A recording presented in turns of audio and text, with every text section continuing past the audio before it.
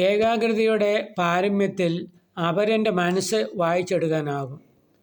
മറ്റുള്ളവരുടെ പ്രശ്നങ്ങൾ പരിഹരിക്കാനുമാകും. അന്യസംസ്ഥാനത്തേക്ക് സ്ഥലം മാറ്റപ്പെട്ട ഒരാൾ അത് ഒഴിവാക്കി കിട്ടാൻ ആഗ്രഹിക്കുകയും യാചിക്കുകയും ചെയ്യുന്ന വേളയിലാണ് നിങ്ങളെ കണ്ടുമുട്ടുന്നതെങ്കിൽ രാജ്യത്തിൻ്റെ ഭൂപടവും അതിൽ നിറയെ മുഖങ്ങളും കണ്ടെന്നിരിക്കും. അദ്ദേഹത്തിൻ്റെ സേവനം രാജ്യത്താകെ ആവശ്യമുണ്ടെന്ന് ബോധ്യപ്പെടുത്തുമ്പോൾ എങ്കിൽ ഇന്ന സ്റ്റേറ്റിലേക്ക് ആയിരുന്നുവെങ്കിൽ എന്ന മോഹം അദ്ദേഹത്തിനുണ്ടാകുന്നു.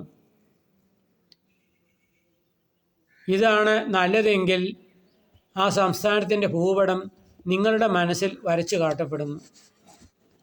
അങ്ങനെ സന്തോഷചിത്തനായി അദ്ദേഹത്തിന് പോകാനുമാകുന്നു. മനസ്സ് പറന്നു നടക്കുന്ന അനുഭവത്തിൽ മർദ്ദകരെയും മർദ്ദിതരെയും കണ്ടെന്നിരിക്കും.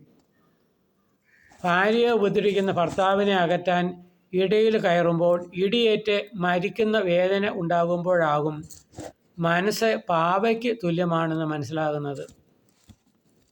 എന്നാൽ അടിയേൽക്കുന്ന സ്ത്രീക്ക് ബലമേകാനാകും.